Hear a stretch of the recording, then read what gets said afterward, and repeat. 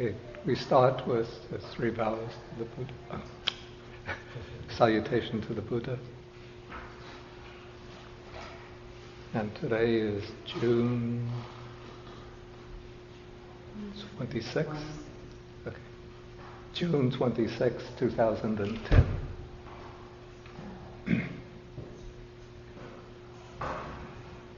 Namo tassa bhagavato arahato samma sambuddhassa. Namo tassa bhagavato arahato samma sambuddhassa. Namo tassa bhagavato arahato samma sambuddhassa. Okay, good morning, everybody.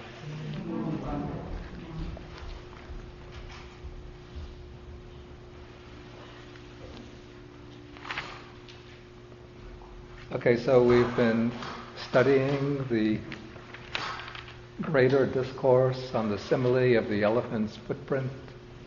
This is Sutta number 28 in the Majjhima Nikaya. Is my voice carrying to the back all right?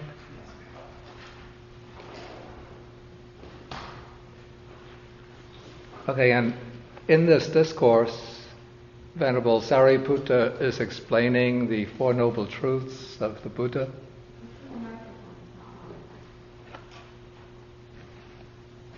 Yeah, the mute is on.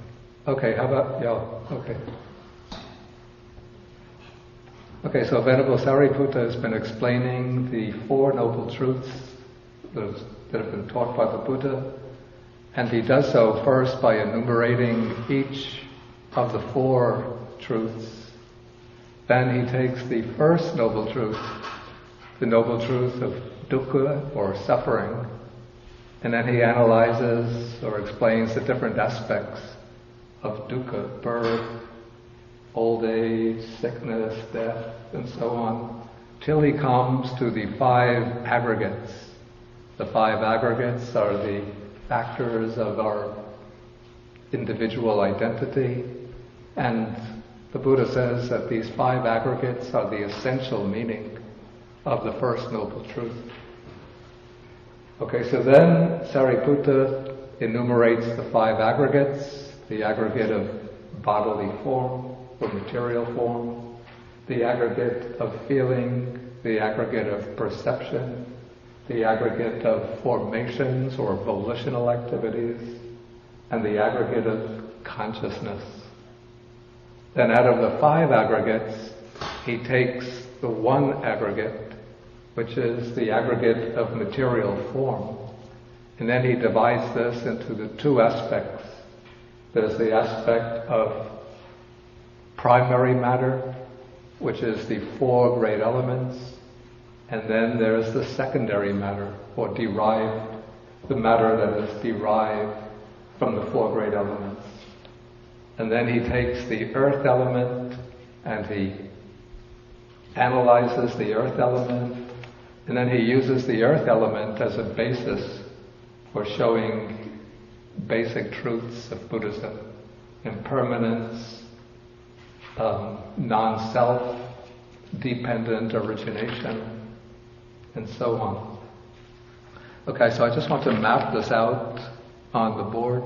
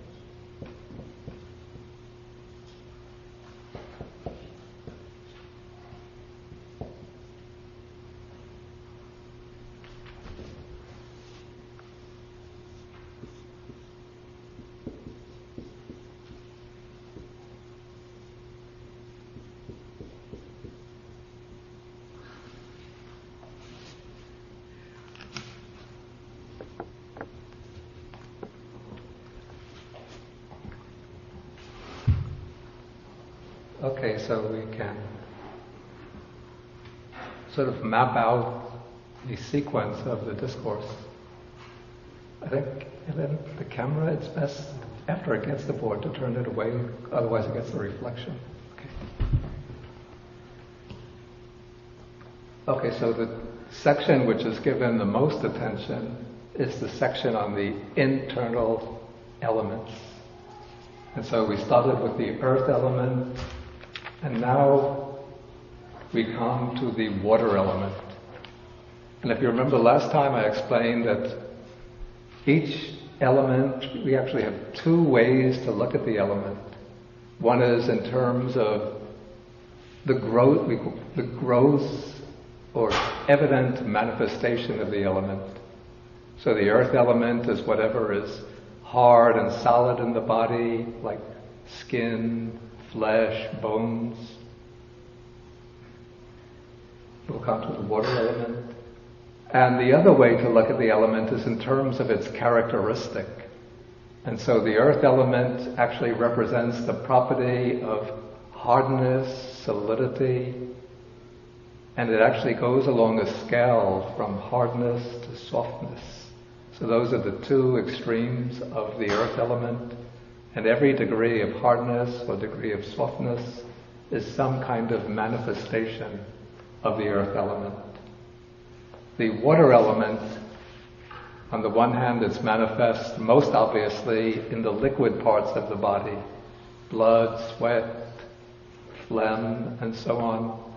But the liquid element also represents the water element represents the property of being a liquid, or sometimes it's called the property of flowing. So whatever is flowing in the body is a manifestation of the water element.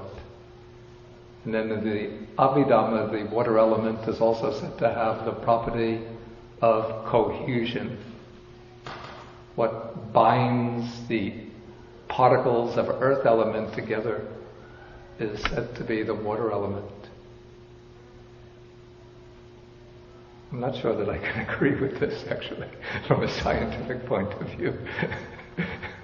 Since if you take water, and you freeze it, it turns to ice. But why does it turn to ice?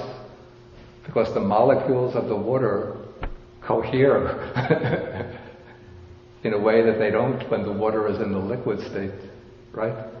Anybody with a background in physics, simple physics? You do. Well, no, but if you put two drops of water together, they'll come together. Well, that's a good observation. Maybe it's the fact that streams of water will flow together, whereas if I put this rod together with the chine, I have to melt them in order to get them to flow together.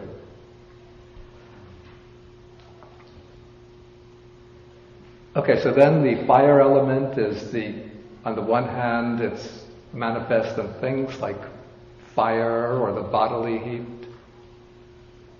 And then we see it in any kind of degree of heat in any substance. And then the air element, we could see it most obviously in bodily processes like breathing in and breathing out. But at the abstract level, the air element has the property of, sometimes it's said, distension, that's swelling up. And sometimes it's said to be expansion and contraction. Since when we breathe in, then the lungs expand. When we breathe out, the lungs contract.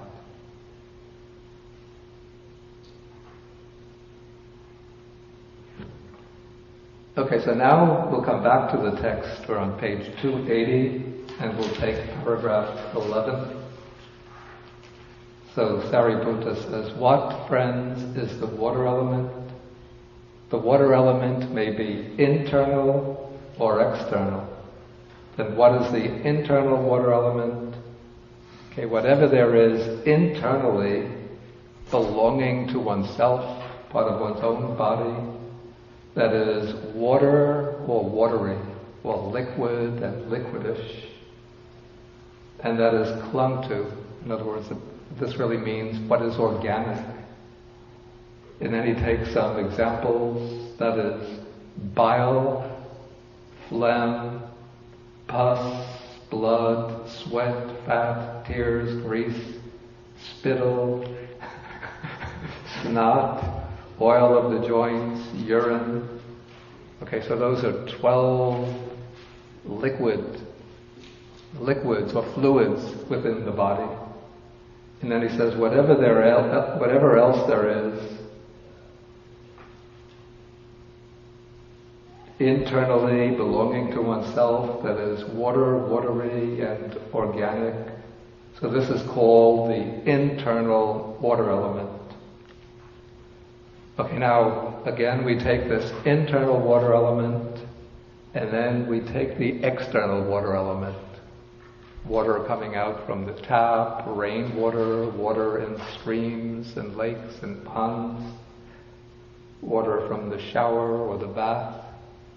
Okay, when we examine the external water element and the water element of the body, we see that they're both the same in that they are both manifestations of the water element. They both have the same property of fluidity, of flowing, of cohesion. And so we have, it's pretty hot, water element, which has been infused with a strong admixture of the fire element, because it's rather hot. Okay, but the cup now, contains external water element, then I drink it, and before long it becomes internal water element. So I identify, that's mine. It's now part of my body. Then after an hour or two, then I have to go to the bathroom to make urine, and the water element comes out, and then what was mine now becomes external water element. And so we have this constant exchange of external water element, internal water element, internal water element becomes external water element. And so when we look at them in terms of the property of simply being the water element, we break down this distinction or discrimination between the internal and the external, what's mine and what is just out there.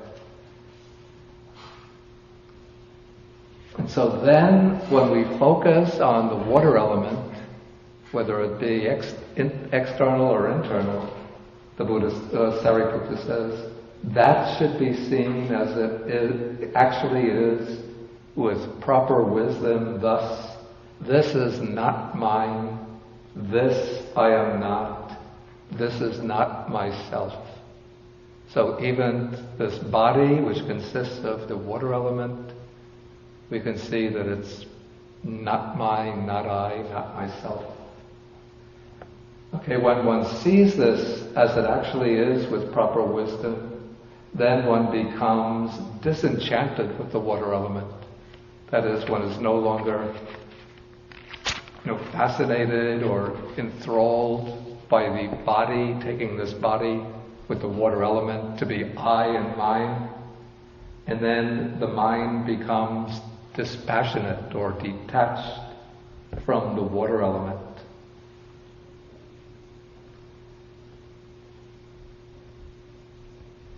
Okay, now Sāriputta is going to approach the impermanence of the water element from a particular angle. Now he's going to call this the cosmic dimension of the water element. So he says, this is paragraph 12, now there comes a time when the external water element is disturbed, it gets agitated. In other words, there's supposed to come terrible floods in the future, hurricanes, cyclones, downpours, heavy storms. This is supposed to be at the end of this particular world cycle. So then the water element comes pouring down, it carries away villages, towns, cities, districts, and even whole countries. And so there comes a time when the waters that's how the water element becomes excessive, but now we're going to see how the water element starts to disappear. Okay, there comes a time when the waters in the great ocean sink down 100 leagues, 200 leagues, 300 leagues, 400 leagues, 500 leagues, 600, 700 leagues. So the water is getting lower and lower. Then there comes a time when the waters in the great ocean stand only 7 palm trees deep, 6 palm trees, 2 palm trees, down to only 1 palm tree. How tall is a palm tree? About 12 feet, 15 feet. 15 feet high of water.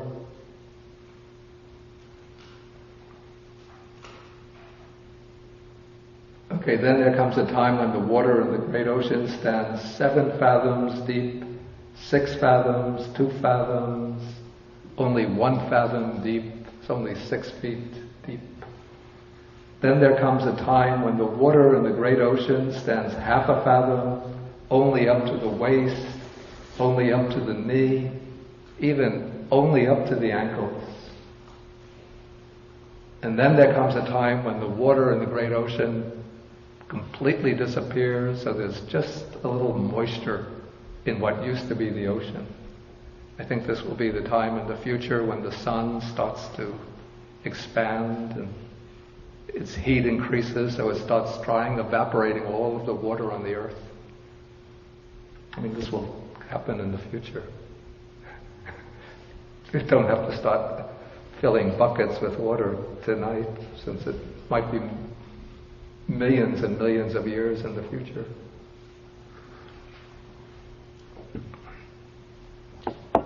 But do leave a message for your great grandchildren. Telling them to remember to fill the buckets before the sun expands.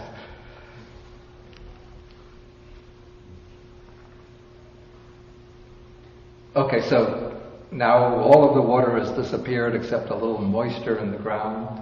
And so Sāriputta says, when even this external water element, great as it is seen to be impermanent, subject to destruction, disappearance, and change, what can be said of this body, which is clung to by craving and lasts just a short while, 70, 60, 70, 80 years, and it's gone.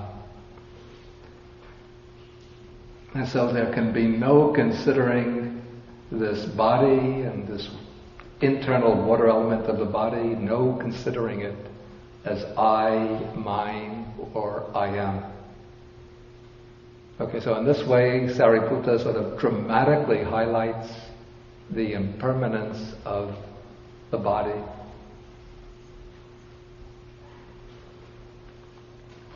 And then shows the body to be not mine, not I, not myself. Okay, so then let's just go through this other section quickly that's been deleted. You just go back to paragraph 8, just to go through it quickly. Okay, so then if others abuse, revile, scold, and harass one who has seen this element as it actually is, then he understands that this is a painful feeling which is born of ear contact. Because others are abusing you, so what's arisen is just a painful feeling of displeasure because of the abuse. So one considers that sound is dependent. Dependent on what? Dependent on contact through the ear. One sees the contact as impermanent, feeling, perception, the mental formations, consciousness, they're all impermanent.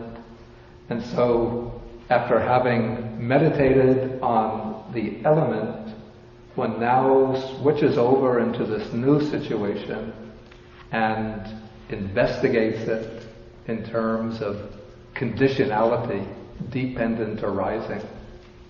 And then from dependent arising, one comes into the impermanence of all these factors. Okay, so then if others start beating you with sticks, knives, and so on, then one reflects this body is of such a nature to be beaten, hit, and wounded. And then one remembers the simile of the saw, where the Buddha says that you should not arouse hatred, even towards those who cut your body into pieces. Okay, and then if in this way one is trying to develop equanimity, patience and equanimity towards those who are afflicting you. Okay, then if you still can't develop that equanimity, then you have to recollect the Buddha, the Dhamma, and the Sangha, and stir up a sense of urgency to establish a sense of equanimity, an attitude of equanimity towards those who afflict one. Okay, and then if one establishes that equanimity, that wholesome equanimity, then one can be satisfied, and Sāriputta says, at that time much has been done by that monk.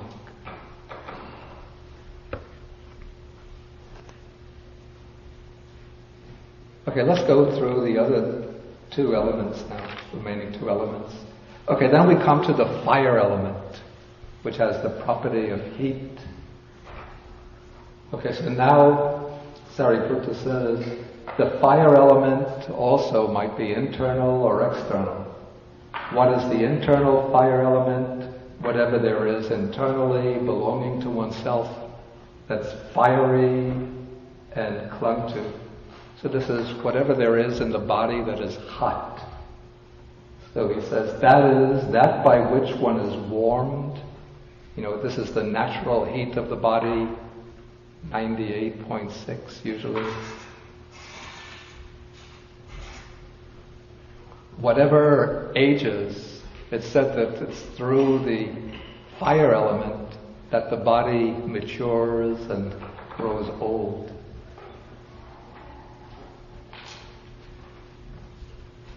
And by which one ages and by which the body is consumed, and that by which what is eaten, drunk, consumed, and tasted is completely digested.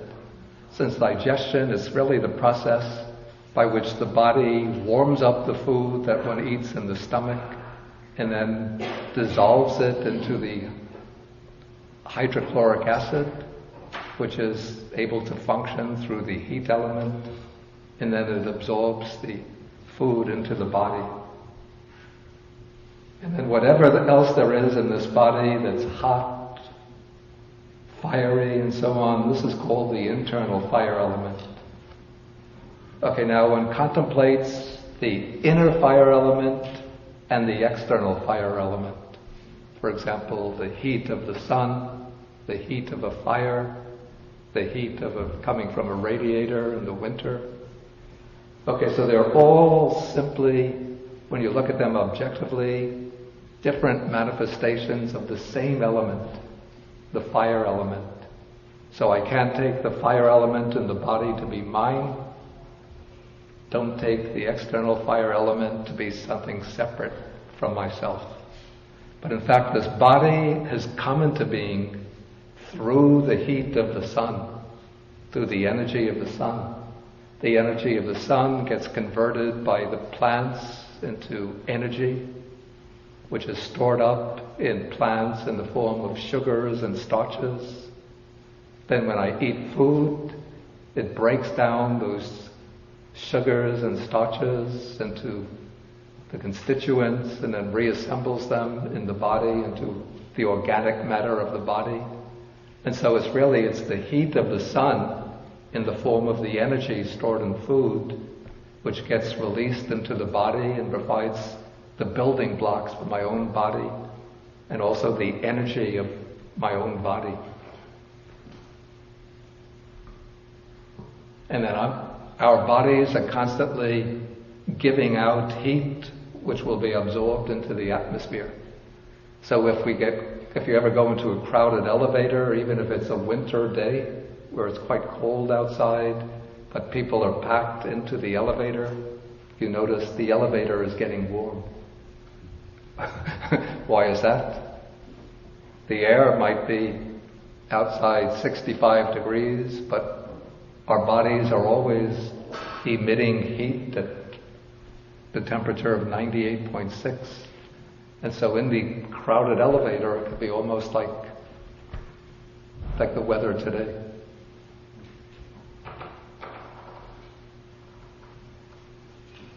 Okay, so the inner fire element, the external fire element is simply fire element, and then one contemplates this as it really is. This is not mine, this I am not, this is not myself. Okay, the rest the same, up to paragraph 17 now. Now we're going to see how even the fire element becomes impermanent. Okay, there comes a time when the external fire element is disturbed. This could be the outbreak of a great conflagration, a great fire which burns up everything. So it burns up villages, towns, cities, districts, and countries. And then when it burns up all of the fuel, then that fire goes out. And then there comes a time when they seek to make a fire even with a cock's feather or hide paring. And so it becomes very difficult to make a fire, supposedly, at this time in the future. Okay, so when even this external fire element, great as it is seen to be impermanent, subject to destruction, disappearance, and change, what of this body which is clung to by craving and lasts but a short while? And maybe a better example for the fire element, the way it goes out cosmically, there'll come a time, this happens to just about all the stars, when they consume all of their fuel, and then what happens is that they collapse in upon themselves, then they explode in a massive explosion, and then what's left is just certain of the elements fuse, and it just becomes cold stone floating through space. And so this great sun, which has been heating up this planet for 13 billion years, something like that, 7 billion years, I don't remember. Does anybody remember exactly? I can look it up. No. Okay, billions of years, it goes out and becomes stone cold. We don't have to worry about trying to light a fire at that time, since there won't be any human life left on the earth. There won't be any earth left.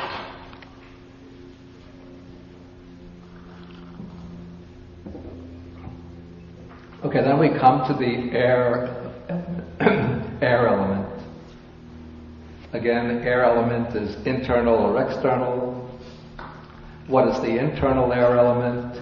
Whatever internally belongs to oneself, that's airy and clung to. In other words, any of the gases in the body. So we have upgoing winds, downgoing winds, winds in the belly, that's in the stomach, winds in the intestines, winds that move through the limbs. If that seems a little strange, I think the ancient Indians analyzed like what we would call nerve impulses in terms of winds going through the limbs. So when I stretch out my arm, I'm able to do this because the mind sets in motion a process which stirs a particular type of wind element which causes the arm to bend out, to stretch out. When I bend in my arm, that's because the mind initiates another activity of a wind element which causes the arm to bend in. So the winds that move through the limbs, then the most obvious instance of the air element is in-breathing and out-breathing. Okay, so whatever else internally belonging to oneself is air, airy, and organic, this is called the internal air element. Okay, now we have the internal air element and then the external air element. And they're both simply the air element. And so when I breathe in, I take the external air element into my lungs. From the lungs, the oxygen goes into the bloodstream, it gets circulated to the cells, and that cells bind the oxygen and use it for their metabolism. And so the air externally becomes internal. And then at the same time that the blood is going through the bloodstream, it picks up the carbon dioxide and waste gases being discharged, and then those come out when I breathe out and become part of the external air element. So in this way, reflecting in this way, we break down this distinction between the internal and the external. Okay, when one sees it thus as it actually is with proper wisdom, then one becomes disenchanted with the air element and makes the mind dispassionate with the air element. Okay, then to show the cosmic impermanence of the air element, there comes a time when the external air element is disturbed, then strong winds blow, sweeping away villages, towns, cities, and so on. But there comes a time in the last month of the hot season when people use a fan or bellows or even pieces of straw in order to make wind.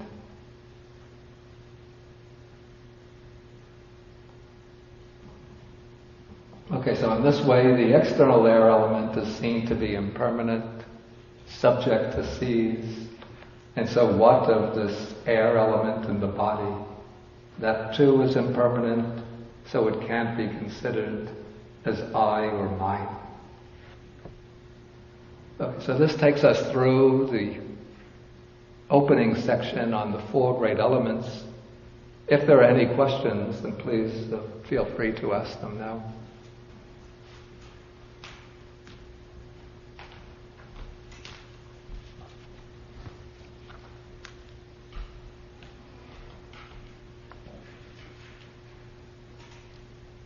Okay, is there a similar analysis of the other four khandhas of the Pali Canon?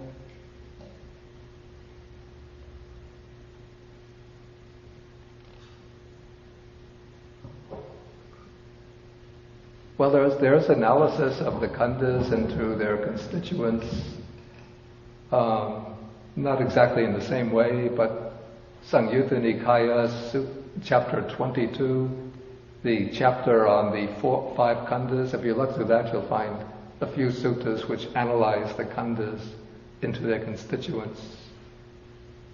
Do the Nikayas take this analysis of elements to the level of kalapas?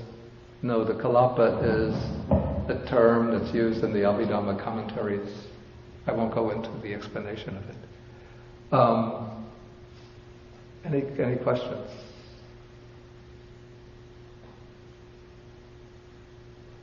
Okay, please. I have a question about this. It sounds like what's being said here is that the elements are really part of our relative reality, and that if we were in absolute reality and could perceive that, the qualities of these elements would not be apparent. Or are the qualities of the elements just sort of inherent in matter? I think it's the second alternative. That it's not that the elements are just part of apparent reality which disappear in ultimate reality. In fact, this distinction of apparent reality and ultimate reality, we don't actually find that in the Nikayas, but it comes in later phases of Buddhism. So the elements are actually, from the standpoint of contemplation, the elements are actually there, but what is somewhat an artificial distinction is the distinction between the internal element and the external element. So that is just a relative distinction, because the things that are now external become, over time, certain of them become internal. And those things which are internal to the body become external.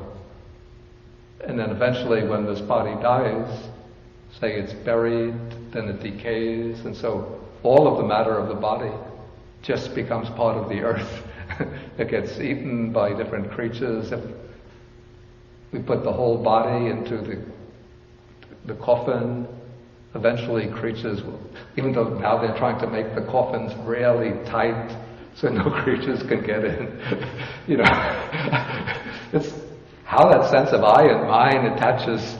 They take the dead body, you have to make it look beautiful, youthful, then you put it in an absolutely airtight, enclosed coffin.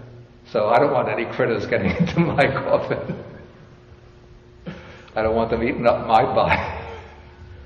But, in the good old days, they just, either a simple wooden coffin or cremate the body, and everything in the body just goes out into the world. It's better to get it cremated, then it just goes quickly, but you put it in a coffin in the ground, and then creatures come, worms, beetles, other creatures, and they start nibbling away. They have a nice feast on the body, then they go back into the soil, then they excrete the residue of their meal into the ground, and then it becomes soil.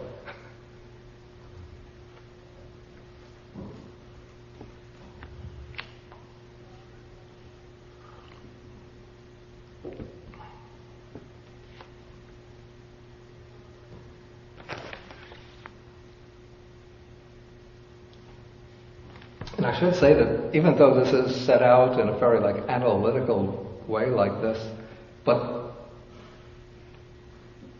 these statements shouldn't just be seen as material to read, but this is actually a kind of theme for meditation. So that when one does the meditation on the elements, then after one gets a good sort of sense of the internal elements, then one does this reflection, very close reflection, on the essential identity between the elements of one's body and the external elements. And then it really helps to break down that sense of identification with the body.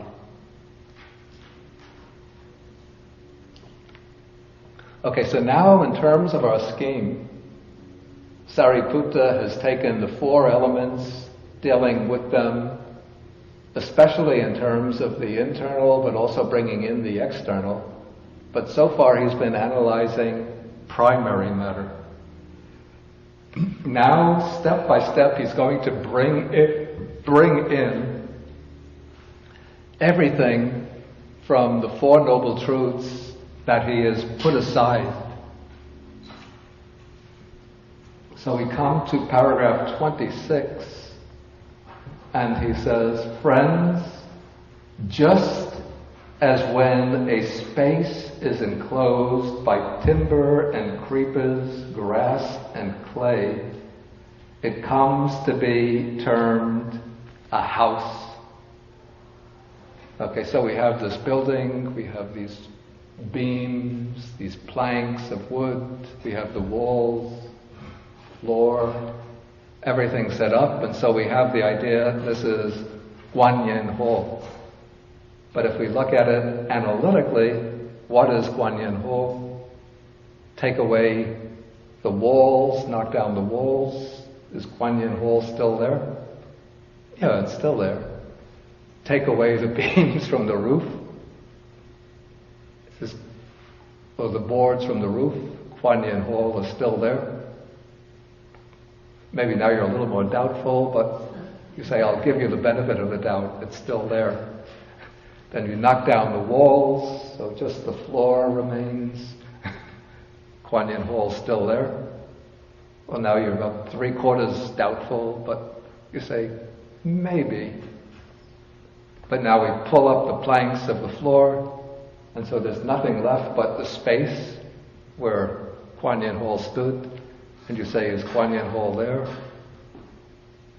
Not anymore.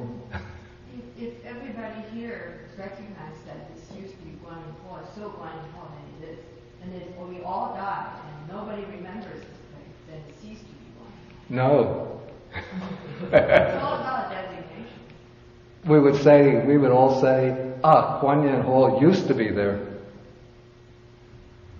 But if we still congregate here in this empty space. Well, we could congregate, but we would say that we congregate in the place that used to be Kuan Yin Hall.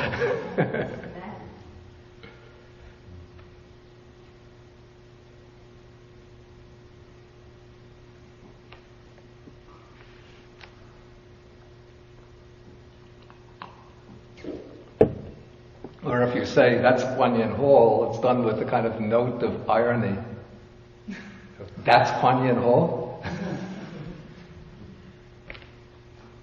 Okay, so what we call this body,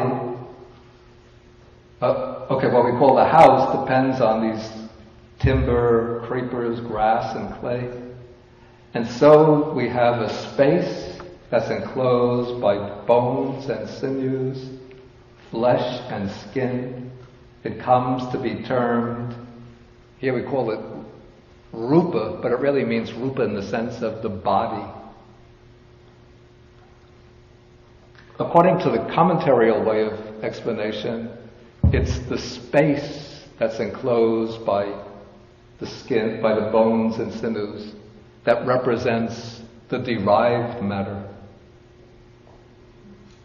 That's the commentarial way of explanation, but I think my suspicion is that it's actually the body which is the derived matter. Because the body, as the way we conceive it as being a single entity, is something that depends upon these substances composed of the four great elements. And so we get this conception of the body as being some kind of solid, unified whole, an entity existing in itself. But when you look what really is there, then one could start breaking it down into skin, sinews, flesh, bones, blood, sweat, fat, and so on. And those parts are also composed of the four great elements. And so we have these four elements cohering into organs and tissues and fluids. The organs, tissues, and fluids cohere together to form what we call the body. And so I think it's actually the form of the body that's derived matter. Okay, so now we have primary and derived matter, at least part derived matter.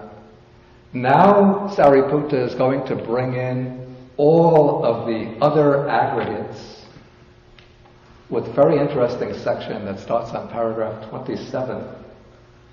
This is a kind of Buddhist analysis of perception, the way perception occurs. Okay, if, friends, internally the I is intact, in other words, the I is functioning in a healthy way,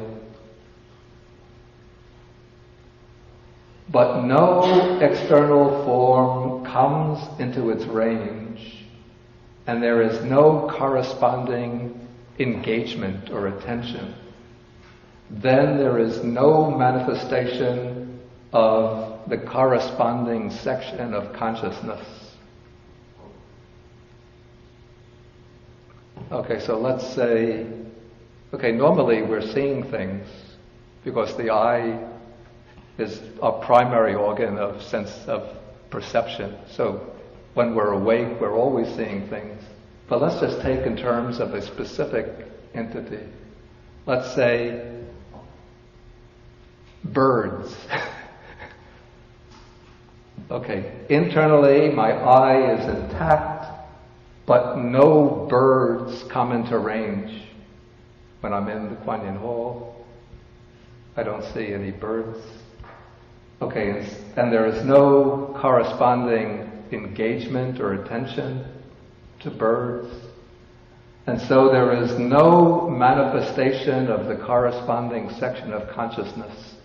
In other words, there's no eye consciousness, visual consciousness, seeing birds.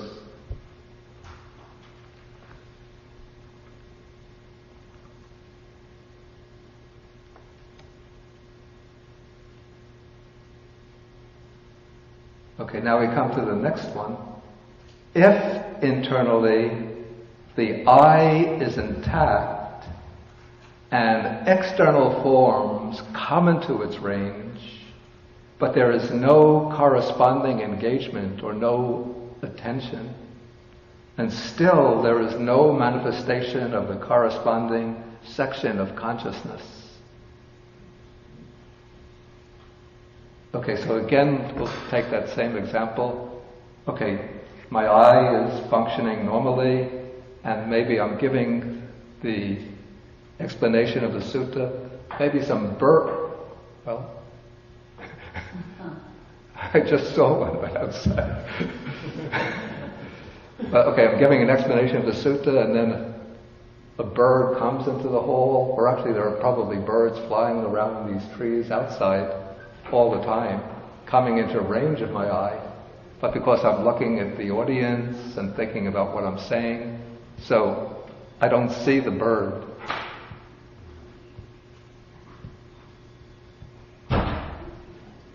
And the reason I don't see it is because my attention doesn't go to the bird. Okay, now that I mentioned birds, I'm just looking all the time out the window to see if birds are flying. Okay, but when internally the eye is intact and external forms come into range, and there is the corresponding conscious engagement, or there is that attention, it's drawn to the object, then there is the manifestation of the corresponding section of consciousness. Then there is eye consciousness or visual consciousness, in this case, seeing birds.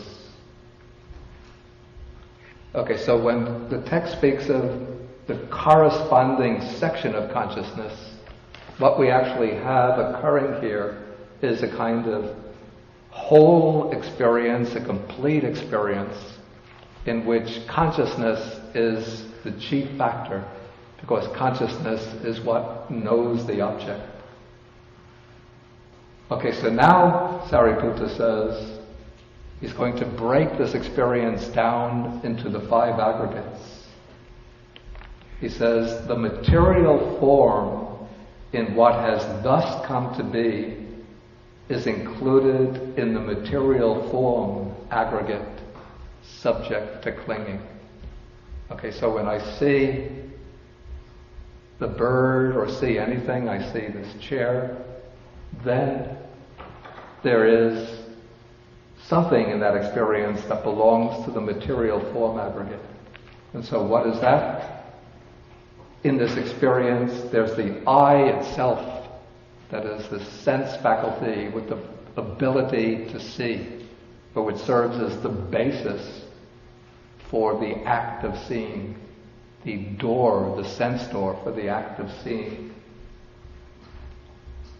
Then there is the form of the object, the form of the chair. That is the external object, and that also belongs to the material form aggregate. So the aggregates are not only the body and mind, but it's the body and mind together with its corresponding world. So it's whatever form there is internal or external. That is the form aggregate. Okay, at the time that experience occurs, there is some feeling. Every experience, according to this subtle way of analyzing the 5 aggregates, every experience is accompanied by some feeling. If I was walking for miles and miles and I see the chair, I'm tired, I want to rest, I see the chair, then there might be a feeling of pleasure, because I know that I can sit down.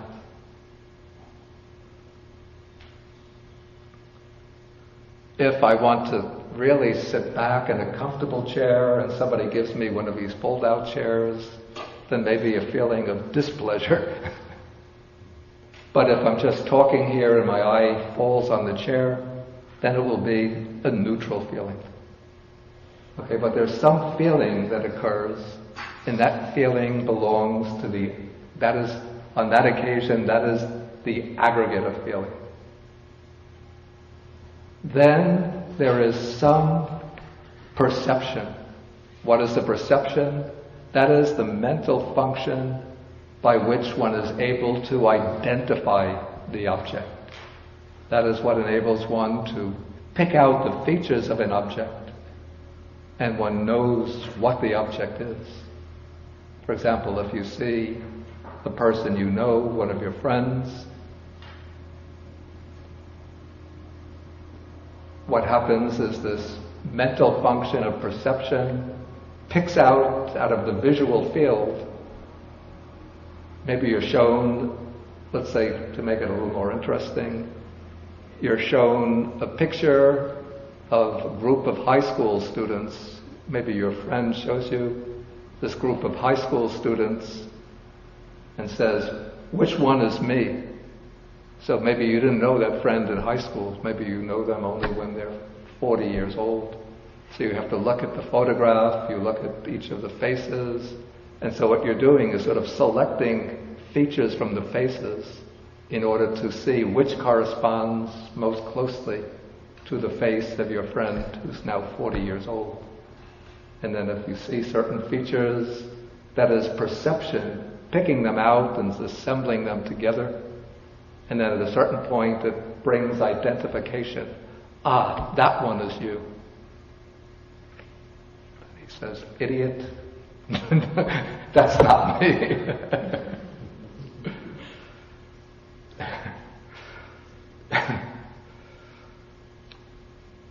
Okay. So this is the work of perception, the perception aggregate. Then when one sees, on any occasion when one sees, there will be some way of responding to that object. It can be an approach through desire, wanting to get possession of something.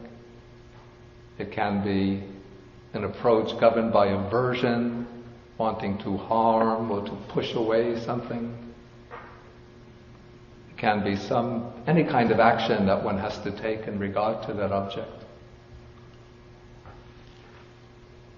So all of these motivational factors, volitional factors, responsive factors, those make up the aggregate of the mental formations, or maybe better, volitional activities. And then, always in the background, there is the knowing of what is happening.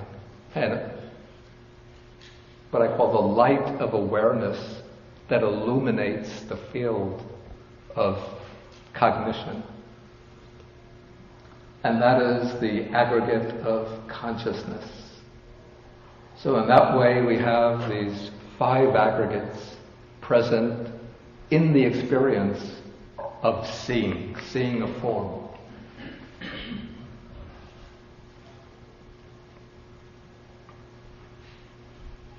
Okay, so now the meditator who's doing this kind of insight meditation reflects He understands thus, this indeed is how there comes to be the inclusion, gathering, and amassing of things into these 5 aggregates subject to clinging. In other words, through this object impinges on the eye is functional, attention turns to the object, consciousness arises, and along with consciousness there comes feeling, perception, volitional activities. So on that one occasion of seeing a form, all 5 aggregates arise together. They're present together. Okay, now Sāriputta says, this has been said by the Blessed One, by the Buddha, one who sees dependent origination, sees the Dhamma, and one who sees the Dhamma sees dependent origination. And then he applies this to the 5 aggregates, and he reflects, these 5 aggregates are dependently arisen. So these 5 aggregates have arisen from a condition, from a cause. And so what is the origin of these 5 aggregates? He says the desire, indulgence, inclination, and holding or clinging based on these 5 aggregates. That is the origin of suffering. So now he's bringing in the noble truth of the origin or cause of suffering. Okay, we have the 5 aggregates.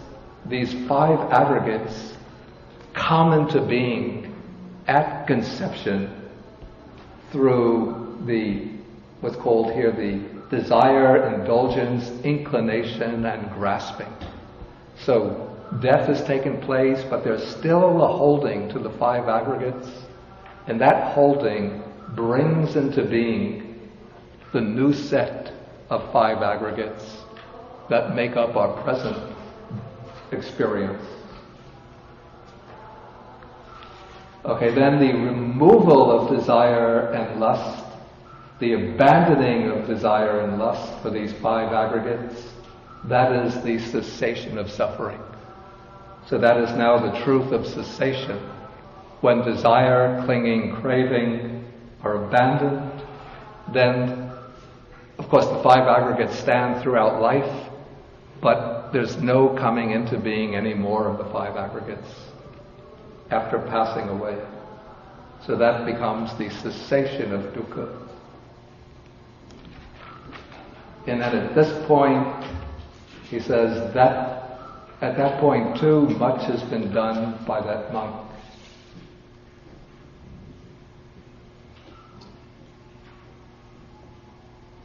Okay, then the same thing is applied in the rest to each of the other sense faculties. The one that's interesting is number 37. Here we have the mind is intact, okay, normally it is, but no external mind objects come into range. Normally mind objects, they're external in the sense that they're considered objects, but the mind objects themselves are internal in that they're purely mental events, not external events. Okay, but let's say, to take an example, my thought about my summer vacation in the year 1957. I don't know what I did then, but let's say that memory doesn't come into range of my mind. Then there's no corresponding type of consciousness, no memory of what I did on my summer vacation in 1957. Okay, if internally the mind is intact and externally mind objects come into range, but there is no engagement. This is interesting because it suggests that In fact, when you practice mindfulness meditation, you see how this happens all the time, that the mind is moving very, very quickly, and images, impressions, ideas are flowing into the mind or flickering into the mind. It seems almost like dozens of times, hundreds of times a second. But very seldom, only on special occasions, do they actually engage our attention. And so these images and impressions will be floating quickly through the mind, or flickering through the mind. Maybe this is almost like a Buddhist version of the working of the subconscious, which is supposedly discovered by Freud.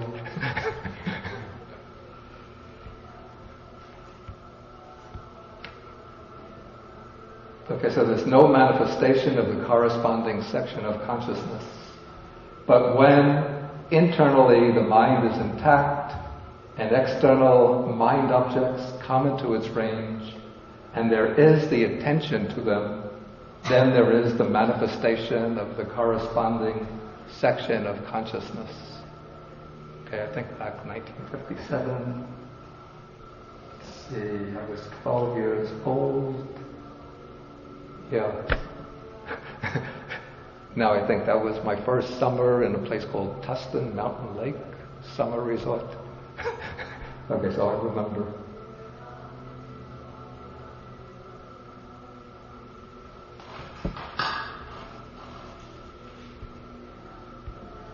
Okay, then the rest is developed in the same way. The material form, which has thus come into being. We have this body, brain functioning, nerve functioning, and so on.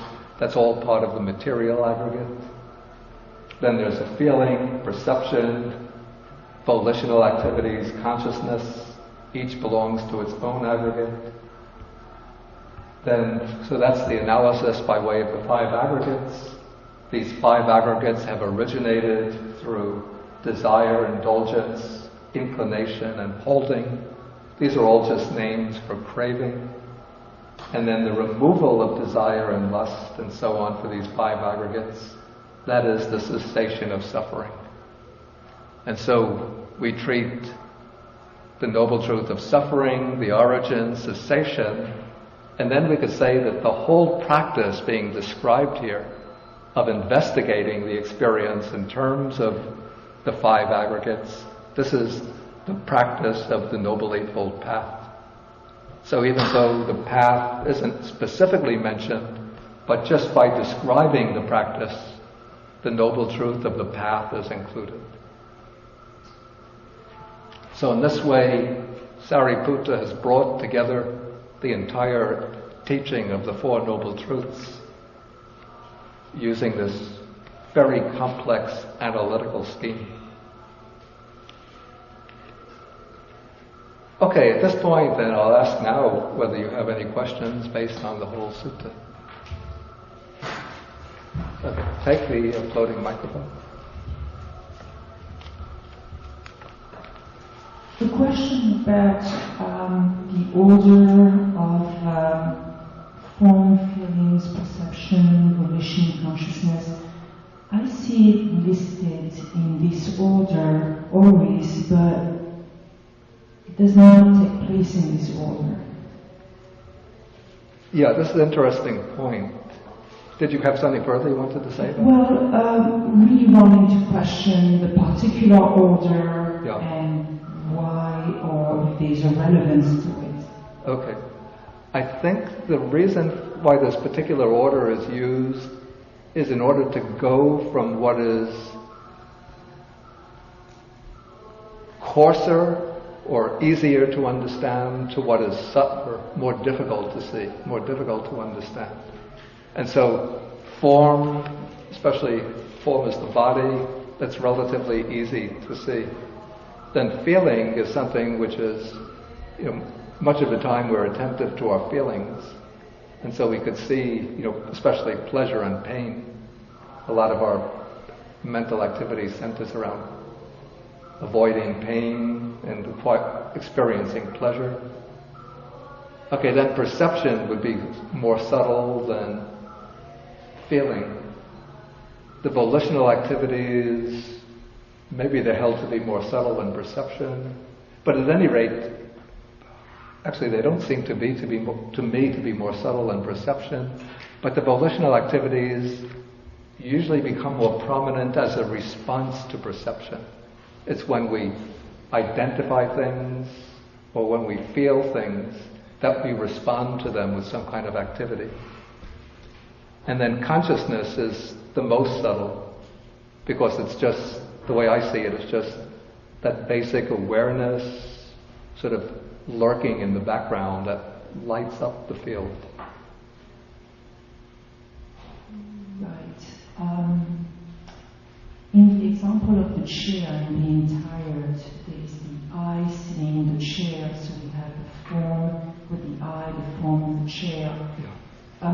The feeling of relief or being happy to see the chair only comes after the perception of perceiving that it is a chair, the concept of the chair. So in that case, it's a different order. In your discussion regarding volition, which is a response to an event, that can happen before the actual perception. The response can be automatic, the response can be there. It could be, for example, a violent response that is there before the perception. Actually, that is true. I'd say normally first the perception takes place and then a response to it. But there are probably many examples in which a response could take place even before a clear perception takes place. Maybe can you give some sample of that? A response before perception? For example, if the body is hurt, before knowing what the hurt is, comes from, there would be a response. But thank you, your explanation really works for that. But normally the way the suttas explain the way the aggregates come into being, okay, we have, let's take the case of visual perception, visual cognition.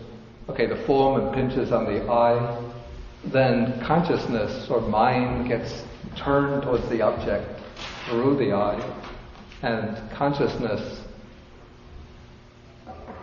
when it turns to the object, we say that contact takes place. Contact is the encounter between consciousness and the object through the sense faculty, in this case the eye. Then that encounter is called contact, and then from contact there arises feeling, perception, and volition. Right. I'm asking because sometimes in meditation it is more difficult to see the dependence arising when one looks at objects that way, and because this order is not always the same. The order is not always the same, Yes, Trey? Okay,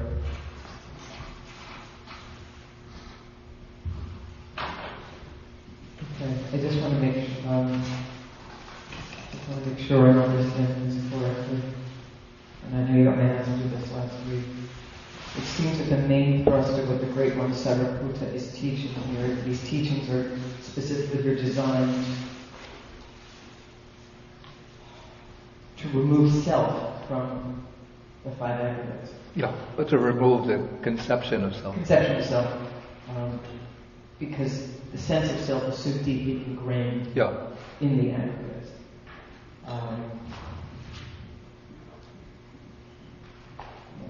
I mean, that's just what this really strikes me.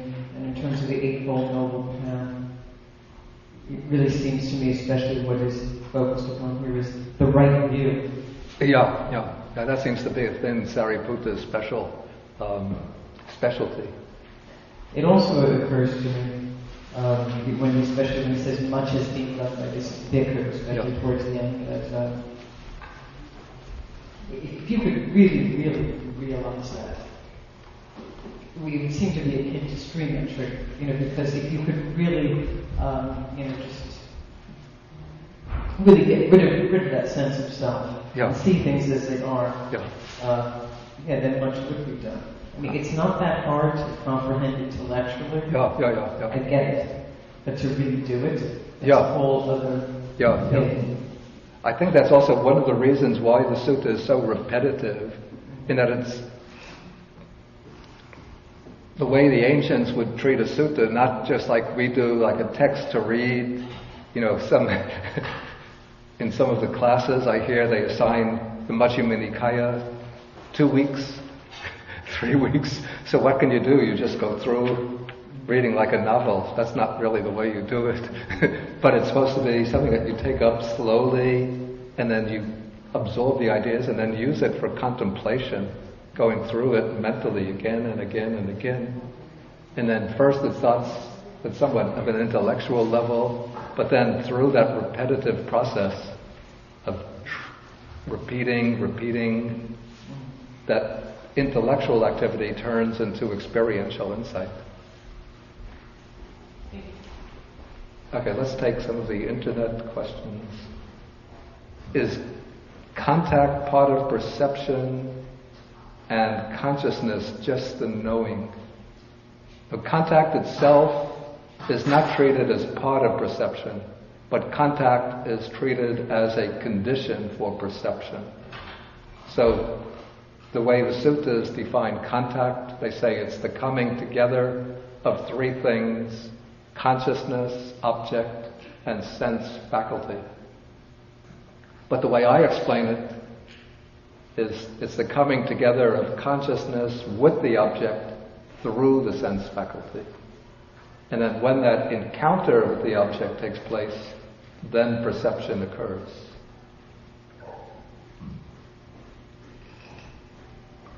Okay, I have heard the statement that there are the 5 aggregates and 5 aggregates of clinging. Please explain this. I think to put it at maybe a simple level is that first, the 5 aggregates is a broader category than the 5 aggregates of clinging. And so there should be 5 aggregates that are without clinging, and those are probably the aggregates of an arhat. So for anybody who's not an arhat, there's still some clinging, and that makes them the 5 aggregates subject to clinging. But in the case of the arhat without clinging, then there'll be just the 5 aggregates.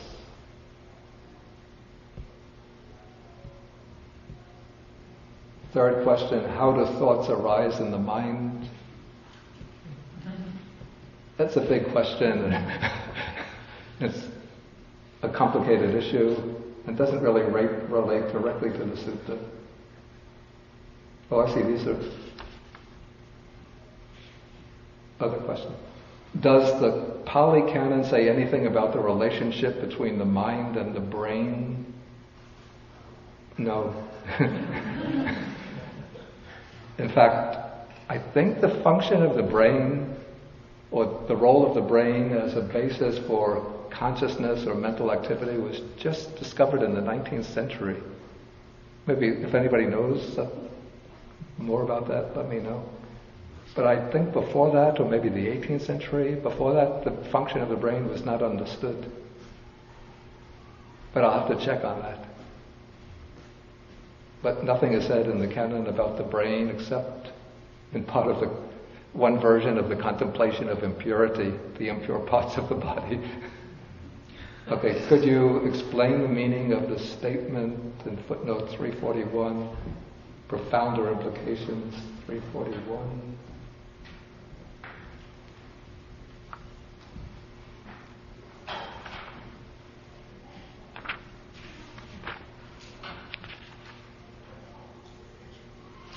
Oh yeah, this is that quote that comes in the sutta, that one who sees dependent origination sees the Dharma, one who sees the Dharma sees dependent origination.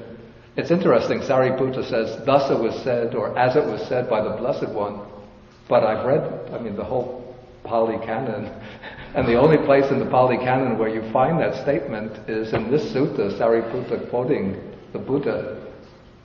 And so, it almost is a direct indication that either Sāriputta's memory was defective, which I doubt, or that there were other statements of the Buddha which didn't get into the Pali Canon. Probably the latter is correct. Then I say, the commentary glosses this, perhaps with too little sensitivity to the statement's profounder implications. The commentary says, one who sees dependent origination sees dependently arisen states as plural dhammas, and one who sees dependently arisen states sees dependent origination. So the commentary here just takes the word dhamma to mean phenomena, things that are dependently originated. But what I meant by saying that there are profounder implications is that the statement is indicating that really the heart or essence of the Buddha's Dhamma or teaching is dependent origination. So that is in a way like the key to the unique discovery, special discovery of the Buddha, is that all Dhammas or phenomena originate from conditions and cease with the ceasing of their conditions. Okay, we'll have to stop now for the lunch break, and then we'll come back after lunch for a short discussion. Oh, I see. Now I see when they're running to get the handout sheets for the verses. Is there any announcement about future dates? Oh, wow, I haven't put out... Yeah. Let's see, next week is July 2nd, 3rd. Is it the 3rd? Third. Yeah, there won't be a class next week because it's the Dhammas camp is going on here. We could have a class the week after that, July 10th, July 17th, and we'll take next.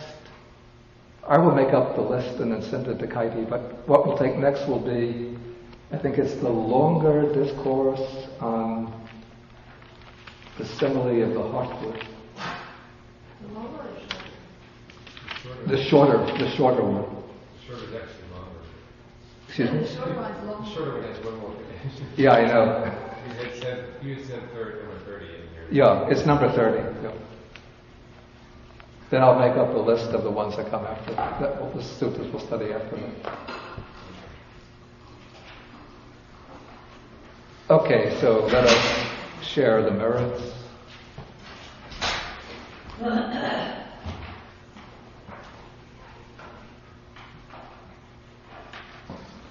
Akasata chabumata deva naga mahildika punyantang anumoditva chirang rakantu sasanam. Akasata chabumata deva naga mahildika punyantang anumoditva chirang rakantu desanam. Akasata chabumata Deva naga mahidika punyantang anumoditva chirang rakantu mang paran.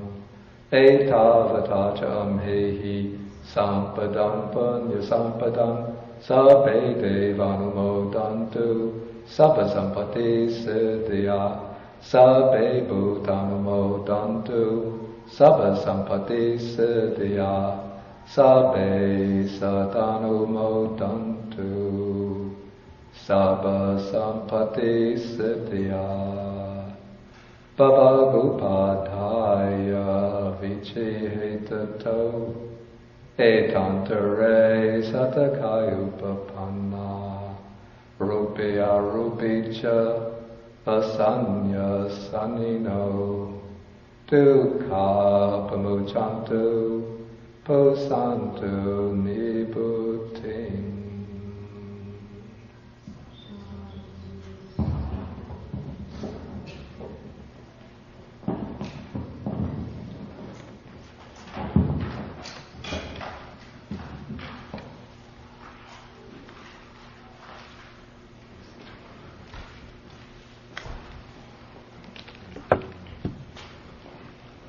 Okay, we end with 3 bows. Buddha.